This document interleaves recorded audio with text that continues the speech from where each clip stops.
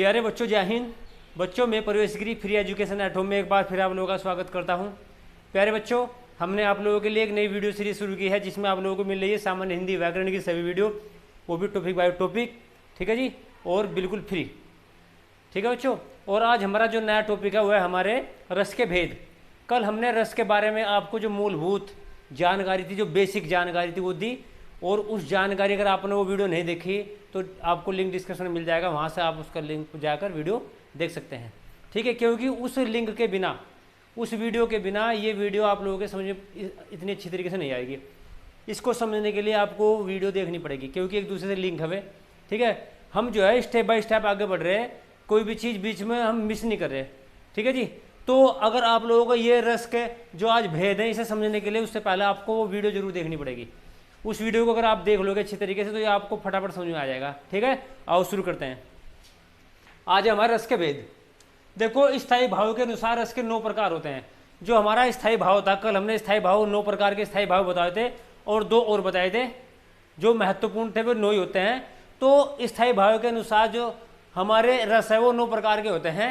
सबसे पहला रस है हमारा श्रृंगार रस, ठीक है जी। सबसे नंबर 1 पे होता है हमारा श्रृंगार रस। श्रृंगार रस का संबंध स्त्री पुरुष की रति से है। रति का मतलब प्रेम से। स्त्री पुरुष का जो प्रेम है उससे श्रृंगार रस का संबंध होता है, सीधा सीधा। इसे रसों का राजा भी कहते हैं, रसराज भी इसको हम कहा जाता है। इसके 2 भेद होते हैं। जो हमारा श्रृंगार रस है बहुत इंपॉर्टेंट है। इसके 2 भेद होते हैं। 2 भेद कौन कौन से इसके? एक संयोग श्रृंगार, एक वियोग श्रृंगार। संयोग श्रृंगार का मतलब मिलना। जब 2 प्रेम प्रेमिका आपस में मिलते हैं तो वहाँ जो रस होगा वहाँ संयोग रस होगा, यानी कि संयोग श्रृंगार होगा। और जब वे दोनों जुदा होते हैं, बिछड़ते हैं, तो वहाँ वियोग श्रृंगार होगा, ठीक है। तो संयोग, इसे जो हमारा श्रृंगार रस है, इसलिए इसको 2 भागों में हमने बांट रखा है। तो सबसे पहला है जी हमारा संयोग श्रृंगार। संयोग श्रृंगार जो इसका स्थायी भाव है रति। देखो, क्वेश्चन जो आता है ना वो पूछ लेता है, कैसे पूछता है कि संयोग श्रृंगार का स्थायी भाव क्या है। फिर एक क्वेश्चन इस तरीके से आ सकता है आप लोगों का कि जो संयोग श्रृंगार है इनमें से संचारी भाव नहीं है, तो आप लोगों के संचारी भाव भी इसके याद होने चाहिए। भाई 3 दे देगा इनमें से, एक ऐसा दे देगा कि वो अलग दे देगा किसी का, संचारी भाव नहीं है। तो अगर आप लोगों ने पढ़ा होगा तो आप उस पर टिक कर दोगे या गोल कर दोगे आप उसे, तो आपका वो क्लियर हो जाएगा, ठीक है जी। तो ये चीज़ें स्थायी भाव, संचारी भाव, आश्रय और अनुभाव, ये चीज़ें, आलंबन, ये चीज़ क्लियर होनी चाहिए। पिछली वीडियो में मैंने आप लोगों को बिल्कुल क्लियर कर रखा है, चीज़ें बता रखी मैंने, ठीक है जी। तो जो संयोग श्रृंगार है इसका स्थायी भाव है रति। और संचारी भाव क्या है? देखो, मैंने बताया था स्थायी भाव और संचारी भाव। स्थायी भाव तो हमारे जो भाव होते हैं हमारे अंदर मौजूद होते हैं, वो स्थायी होते हैं। और जो हमारे संचारी भाव हैं ये वक्त के अनुसार अवसरवादी होते हैं, अवसर के अनुसार हमारे जो शरीर में उत्पन्न होते हैं। और ये जो हमारे स्थायी भाव हैं उसको बल प्रदान करते हैं हमारे संचारी भाव। संचारी भाव स्थायी भाव को बल प्रदान करते हैं, ठीक है जी। और अब बात करेंगे संचारी भाव क्या है हमारा? हर्ष, औत्सुक्य, स्मृति, लज्जा, मोह, आवेग, मद, उन्माद, ये हमारे क्या है? संचारी भाव है। और आलंबन, आलंबन क्या है?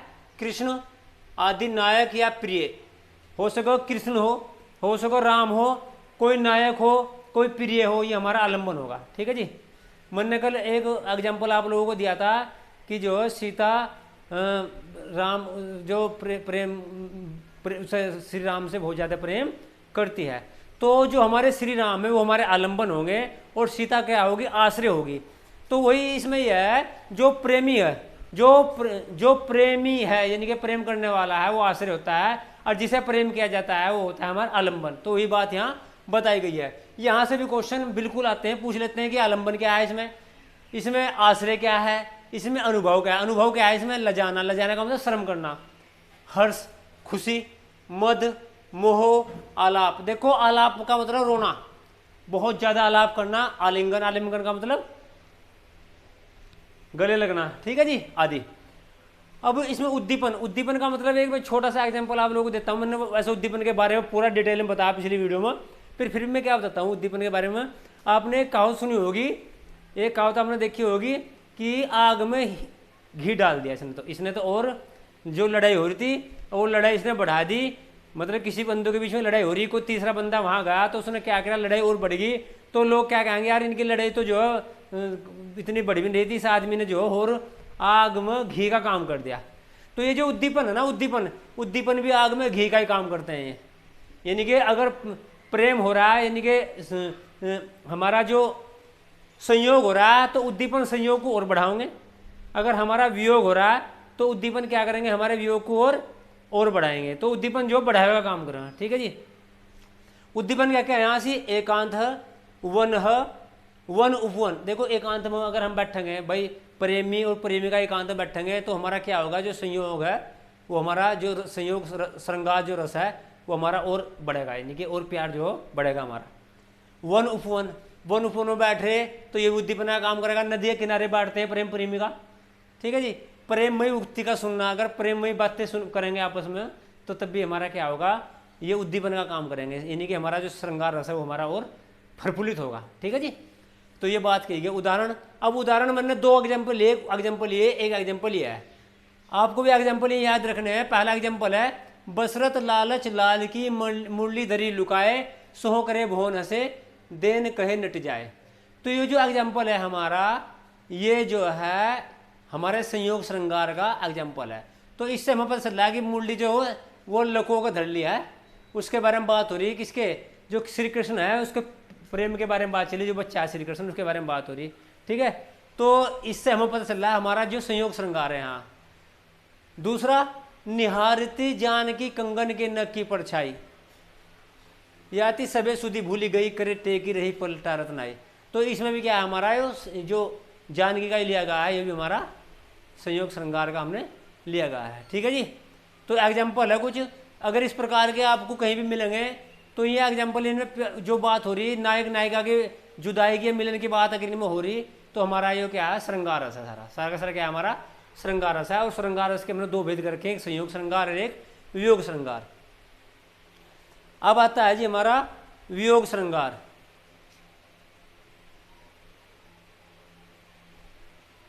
वियोग श्रृंगार में क्या है, स्थायी भाव क्या होता है, रति होता है। संचारी भाव उग्रता। वियोग, वियोग का मतलब बिछड़ना। जो स्थायी भाव वहां रति है, रति का मतलब प्रेम, वहां भी रति था। संचारी भाव उग्रता, सत्रांश, सत्रांश। और आलंबन क्या है, प्रिय, कृष्ण आदि आलंबन हो सकते हैं, अलग अलग आलंबन हो सकते हैं। यानी कि वो जो हमारा जो भी प्रिय होगा वो हमारा इसमें आलंबन है। आश्रय, आश्रय क्या होगा, प्रेमिका होगी, गोपियां हो सकती है, और भी हमारे आश्रय हो सकते हैं। वो अनुभव क्या है, अनुभव हमारे अश्रु, यानी कि जब वियोग होता है हमारा तो रोते हैं ना, आदमी रोते हैं, नायिका रोती है। जब नायिका अपने नायक से बिछड़ जाती है प्रेमिका, तो क्या करती है, अश्रु बहाती है वो। उद्दीपन क्या है, उद्दीपन जो वियोग को बढ़ावा देंगे, यानी कि दुख और बढ़ाएंगे हमारा। कौन कौन से हो सकते हैं, स्मृतियाँ, पुरानी स्मृति अगर हम याद करेंगे, प्रेम प्रेमिका, यानी कि प्रेमिका प्रेमी की जो पुरानी स्मृति वो याद करेगी तो रोएगी। ऋतुएं, कोई हो सका ऐसी ऋतु उसके याद आ जाए जब उनका मिलन हुआ हो, तो उस ऋतु को याद करेगी, तब भी वो सब वियोग में उससे ज़्यादा वियोग होगा, दुख होगा। उदाहरण आ जाओ, निशिदिन बरसत नैन हमारे, सदा रहती पावस ऋतु हम पे, जब ते श्याम सिधारे। तो ये वही है, गोपियों का श्री कृष्ण का प्रेम के बारे में बात हो रही है। जब भगवान श्री कृष्ण मथुरा चले जाएं गोपियों को छोड़कर, तो उसके बारे में, तो यहाँ बिछड़ने की बात हो रही। ठीक है जी। अब बात करेंगे जी हम, दूसरा है इसमें एक और, उद्धव मनना भय 10-20, एक हु तो सो गयो, श्याम संग अवराधे ईश। इसमें भी, इसमें जिस टाइम पे जो उद्धव होते हैं, जो भगवान श्री कृष्ण के दोस्त होते हैं उद्धव, तो वे भगवान श्री कृष्ण के पास में जाते हैं गोपियों की हालत देखकर, और वे भगवान श्री कृष्ण से बोलते हैं कि भाई ऐसा है, वे तो यार जब तुम इतने बड़े अंतर्ध्यानी हो, इतने बड़े ज्ञानी हो, इतने बड़े विद्वान हो, तो आप उन्हें जो गोपियाँ आपके जो प्रेम तड़प रही है, तो आप इनका जो उनका दुख दूर क्यों नहीं करते। आप उन्हें ऐसा ज्ञान दे दो, इतने बड़े ज्ञानी आप हो, कि उन्हें पता चल जाए कि आप जो उनका जो ज्ञान जब उन्हें हो जाएगा, तो मैं रोने के नहीं, ऐसे पीछे पीछे फिर रही, मैं परेशान हुई फिर रही, सारे वन में फिर तड़पती तुम्हारे लिए। तो श्री कृष्ण को जाएगा, उद्धव ने यह बात बोली। तो तब उद्धव ने क्या है, तब श्री कृष्ण ने उद्धव को कहा कि भाई ठीक है, मुझे तुमसे अच्छा और कोई ज्ञानी यहाँ नहीं मिलने का, तुम बहुत बड़े ज्ञानी हो, बहुत पढ़े लिखे हो, तुम जाकर ही उन्हें मेरा संदेश दे दो, तुम जाकर गोपियों को जाकर मेरा संदेश दो। ठीक है। तो जिस समय जो उद्धव वहाँ गोपियों से मिलने जाते हैं और वो बताते हैं कि भगवान श्री कृष्ण की जो तुम ये प्यार करते हो, यो प्रेम करते हो, यो बेकार है, किसी का चीज़ का नहीं है, तुम परेशान हो रहे, तुम उनके जो ईश्वर का जो प्रेम है, उससे असली जो ईश्वर का जो प्रेम होता है उससे प्रेम करो आप। ये जो सांसारिक प्रेम है इसे छोड़कर। तो तब उन्होंने जब लाक्षरबाजी गोपियों के साथ करी उद्धव जी ने, तब उन्होंने बोला था कि उद्धव मन्ना भय 10-20 एक उतो सो गयो सैमसंग हो अपराधेश। उद्धव हमारे पास तो 10-20 मन तो हमारे पास है नहीं, हमारे पास तो एक ही मन था और वही मन भगवान श्री कृष्ण के पास चला गया। तुम्हारी इन बातों का, तुम्हारी इन लाक्षरबाजी का, तुम्हारे इस ज्ञान का हमारे पर कोई प्रभाव नहीं पड़ रहा। तो ये उद्धव का जो दे रखा है ये गोपियों के बिछड़ने का, इनके वियोग की बात हो रही है यहाँ से, ठीक है जी। अगला है जी, अगला नंबर 2 पे जी हमारा वीर रस। अब वीर रस का मतलब समझ रहे, अगर आप कोई ऐसी कथा सुन लेते हो जिसमें लड़ाई झगड़े की बात हो रही हो, कोई पिक्चर देख लेते हो तो जोश आ जाए आप लोगों को, यानी कोई या देश में कोई ऐसी घटना होगी या सैनिकों के साथ कोई ऐसी घटना हो जाए सुनकर, तो क्या होता है आदमी को जोश आ जाए, तो वो जोश हो तो वो वीर रस, वो वहाँ जो जोश उत्पन्न होता है वो वीर रस है, वो वीर रस है। अब वीर रस का जो स्थायी भाव होता है उत्साह होता है, ठीक है जी। और आलंबन क्या क्या होगा इसमें, शत्रु दीन संघर्ष, ये इसके आलंबन है। और आश्रय क्या होगा, नायक भी हो सकता है। नायक का मतलब अगर आप फिल्म देख रहे हैं, कोई फिल्म में जो हीरो है वो हीरो नायक हो सकता है आपका, ठीक है जी, वहाँ से भी। दूसरा उत्साही व्यक्ति, उत्साही व्यक्ति हो सकता है। अगर हम देख तो रहे हीरो को, हीरो जो वहाँ मार धाड़ कर रहा है, हम यहाँ उत्साह हो रहे, तो हम भी क्या हो सकते हैं यहाँ से, ठीक है जी, हम भी आश्रय हो सकते हैं। कवि भी हो सकता है, जो कवि लिख रहा है वो भी हमारा आश्रय हो सकता है। उद्दीपन, उद्दीपन क्या है, जो बढ़ावा देगा इस चीज़ों को, सेना होगी, युद्ध का कोलाहल होगा, शत्रु की हरकतें होंगी और रण के वाद होंगे। ये ऐसी सिचुएशन है जहाँ से और हमारा यानी कि हमारी जो वीरता और बढ़ती है, ठीक है जी, वीर रस और ज़्यादा महसूस होता है हमें।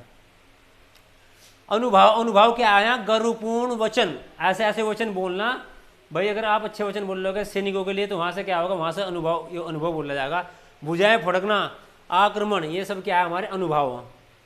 संचारी भाव क्या है, गर्व, हर्ष, रोमांच, आवेग आदि है हमारे इसमें संचारी भाव है। ये इन चीज़ों का याद होने चाहिए। स्थायी भाव क्या है, आलंबन क्या है, संचारी भाव क्या है, अनुभव क्या है। क्वेश्चन यहाँ से बनता है जी, ठीक है। अब क्वेश्चन गहराई से क्वेश्चन आने लगा, ऐसा नहीं है कि पहले पूछ लेते कि इसमें कौन सा रस है, ये कौन सा है, तो ये स्थायी भाव क्या है इसका, तो अब थोड़ा सा गहराई से क्वेश्चन पूछने लगे, ठीक है जी। वीर रस के 4 भेद होते हैं, यहाँ से भी क्वेश्चन बन सकता है हमारा कि वीर रस के कितने भेद होते हैं, तो वीर रस के भेद होते हैं 4। पहला है युद्धवीर, दूसरा दानवीर, दयावीर, धर्मवीर। देखो अगर युद्ध में कोई वीर है, अगर लड़ाई जो युद्ध हो रहा है उसमें कोई वीरता दिखा रहा है तो वो युद्धवीर होगा। दानवीर है, कोई दान कर रहा है दान में तो दानवीर होगा। और दया कर रहा हो दयावीर, और धर्म के काम कर रहा हो धर्मवीर। पर यहाँ युद्धवीर को ज़्यादा, क्योंकि युद्धवीर में ज़्यादा हम वीर रस का ज़्यादा, जो वीर रस का जो बखान होता है वो युद्धवीर में ज़्यादा होता है, ठीक है जी। तो इसमें लिपि रखा है, जबकि वीर रस की सर्वोत्तम अभिव्यक्ति युद्धवीर रूप में होती है। जैसे तनकर भाला यूं बोल उठा राणा, तनकर भाला यूं बोल उठा राणा, मुझको विश्राम न दे, मुझको बैरी से हृदय छोब तू, तनिक मुझे आराम न दे।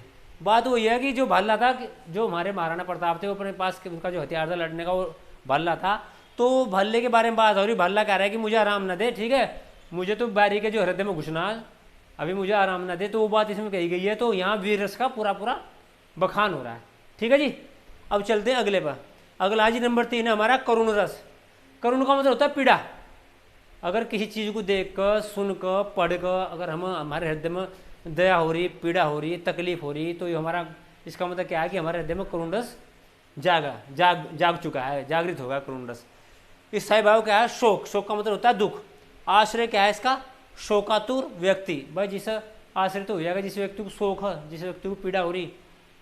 आलंबन, आलंबन होगी मृत प्रिय, जो प्रिय मरा हुआ कोई दीन व्यक्ति होगा या जर्जर स्थिति होगी किसी की, ठीक है। उद्दीपन, उद्दीपन क्या होगा यहाँ से, जो बढ़ावा देगा, हानि करने वाला। पूर्व स्मृतियाँ, पिछली पुरानी बातें याद करके। प्रिय व्यक्ति के गुण, वचन, ये चीज़ें क्या है उद्दीपन होंगे। वचन, अगर हम कोई पुरानी बात, देखो हमारा कोई अगर प्रिय कोई गुजर गया तो उसकी पुरानी बात हम याद करेंगे तो हमारे दिल में क्या होगा, तकलीफ होगी, हमारा मन दुखी होगा, हमें शोक होगा, ठीक है। तो वही 32 में कही गई है। अनुभव क्या होगा, अनुभव रुदन, आदमी रोगा, प्रलाप करेगा, उच्छ्वास माने सांस खींचेगा। और चित्कार, चित्कार का मतलब किल्ली मार कर रोएगा वो। स्तंभित, स्तंभित का मतलब वो पत्थर सा हो जाएगा एक, और पछाड़ खाकर गिरना, यानी को बेहोश भी हो सकता है वो, ठीक है।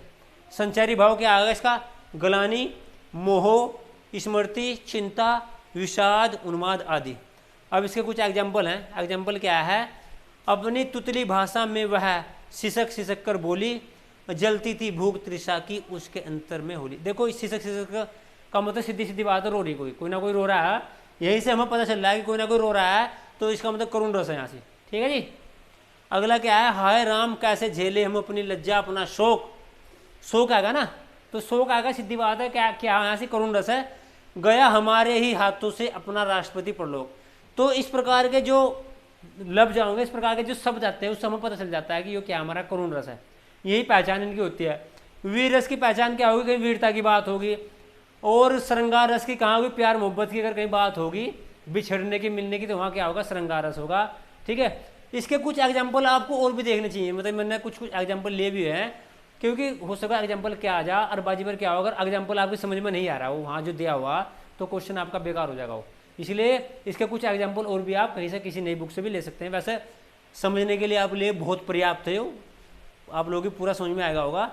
ठीक है। आज ये हमारे 3 हुए, इसमें बाकी जो बच गए उसे हम अगली वीडियो में कवर करेंगे। ठीक है जी। और आज की वीडियो में इतना ही। अगर किसी की समझ में कोई बात नहीं आई तो कमेंट बॉक्स में कमेंट कर सकता है, उसकी समस्या का समाधान करने का पूरा प्रयास किया जाएगा।